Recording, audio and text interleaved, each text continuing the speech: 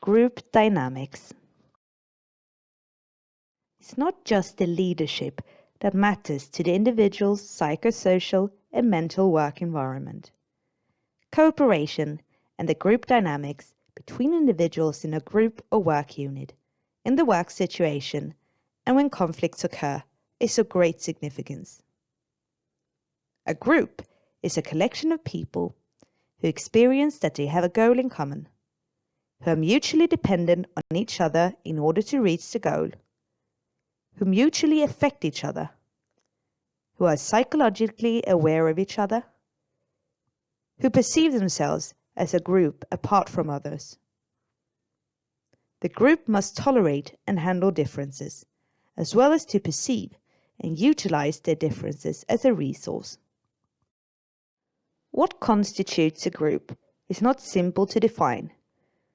We find several different types of groups within organizations. There are formal groups that are formed in order to realize the production goals of the organization or enterprise. But we also find informal groups formed in order to cater for social relationships and contacts. There are subgroups, meaning smaller groups within a large group.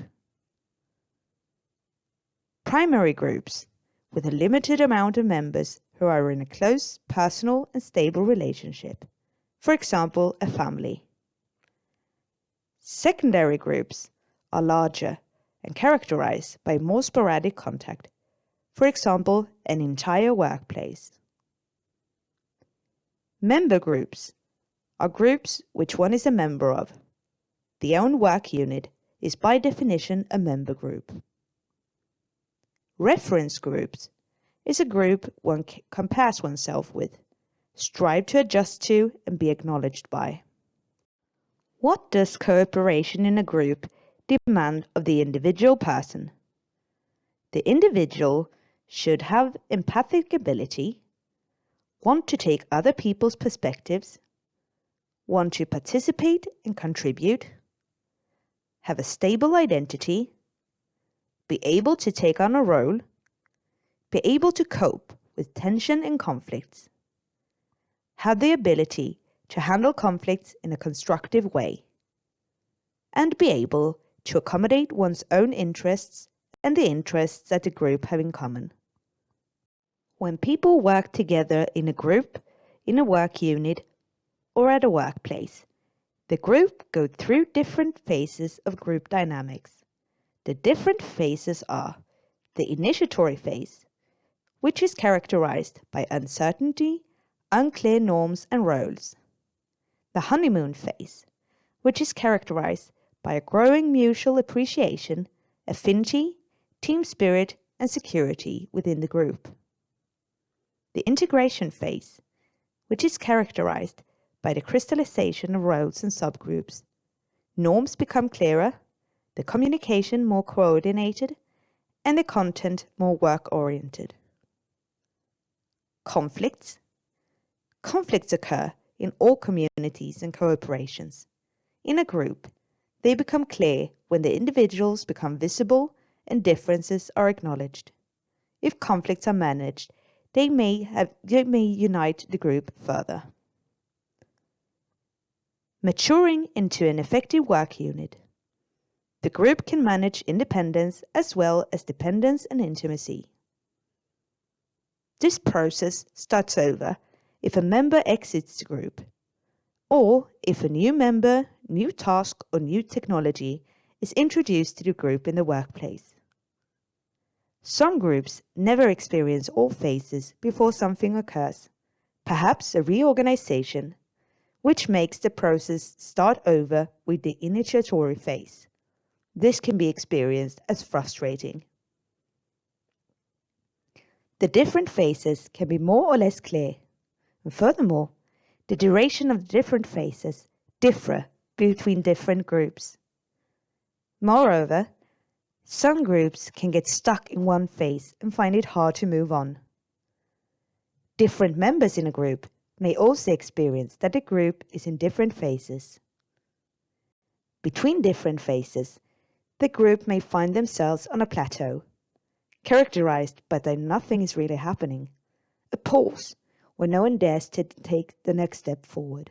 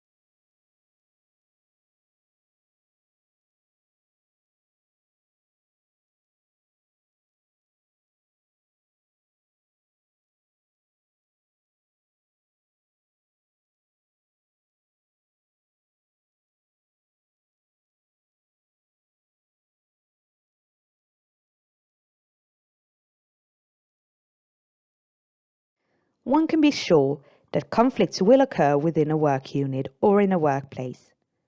Conflicts and cooperation issues will exist when people need to work together. All constructive work will sooner or later run into conflict. In groups or units that work well, where people can express themselves, different opinions are inevitable. Conflicts are neither good nor bad. Whether they turn constructive or destructive for the work unit depends on how they're managed. A conflict can be described as a collision of interests.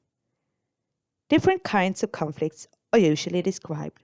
For example, conflict of power, meaning different perceptions of, for how example, a task should be executed. A role conflict, meaning who does and takes responsibility for what. A conflict of interests, meaning different interests, goals, and priorities. Value conflict, with meaning different standpoints regarding, for example, the views of human beings, moral, ethics, politics, and concept of religion.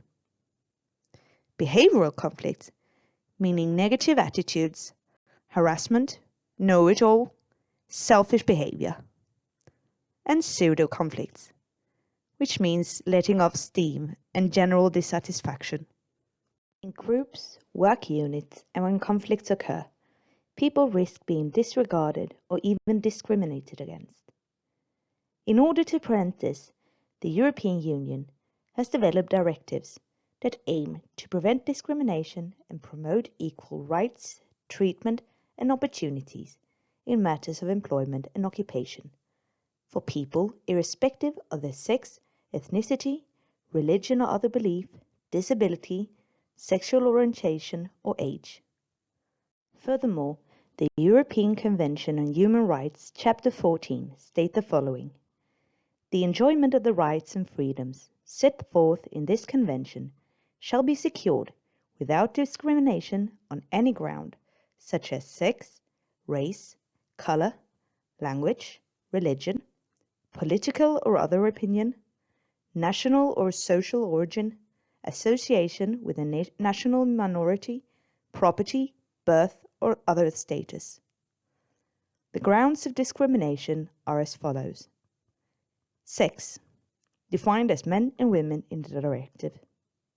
Ethnicity, meaning that no one should experience discrimination based on ethnicity, the color of one's skin, national or social origin, or association to an ethnic or national minority. Religion or other belief, meaning religious views, for example, Hinduism, Islam, Christianity, or Judaism. Or other beliefs based on or connected to religious views, for example, atheism or agnosticism. Disability, meaning a lasting physical, mental, or intellectual limit of a person's ability, which can be present since birth or caused by an accident. A disability, may be more or less apparent in different situations. Sexual orientation, meaning a person's pattern of romantic or sexual attraction to people of a certain sex or gender, for example, homosexuality, heterosexuality, and bisexuality. Age. Age is defined as the chronological length of one's life. Age is usually not talked about as much as the other grounds of discrimination. In a study we made with 11,902 respondents aged 21 to 67 years of age, it turned out that the most common experience of discrimination and disregard was on the ground of age.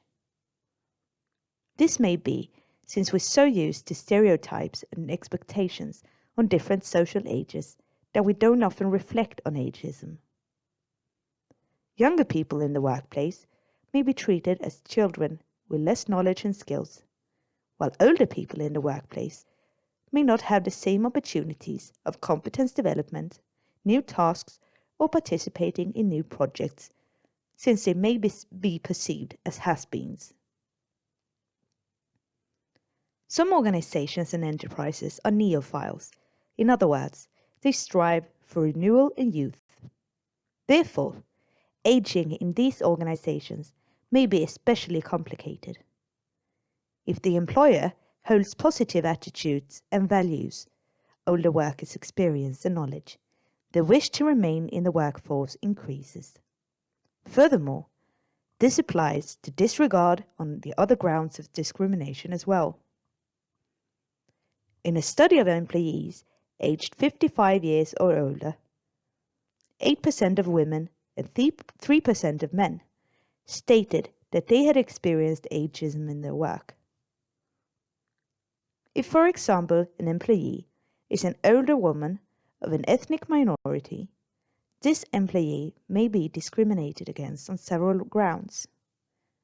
Individuals who experience discrimination run the risk of developing mental illness.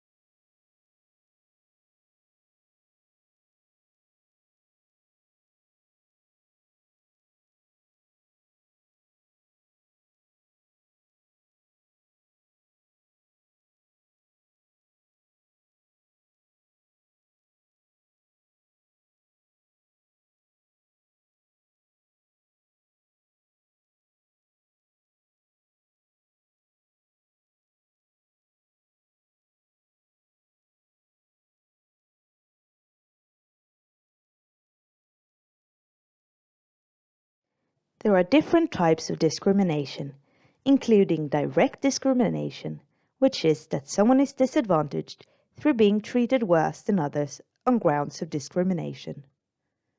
Indirect discrimination, which is that someone is disadvantaged through the application of a decision, criteria, or a procedure that may disadvantage certain people in particular on the grounds of discrimination. Insufficient accessibility for people with functional diversity or disability with regard to financial and practical conditions. Harassment, a behavior that violates someone's dignity and is connected to any of the grounds of discrimination. Sexual harassment, a behavior of sexual nature that violates someone's dignity. Instructing or giving orders to someone in a position of dependence or obedience to discriminate in a manner as described above.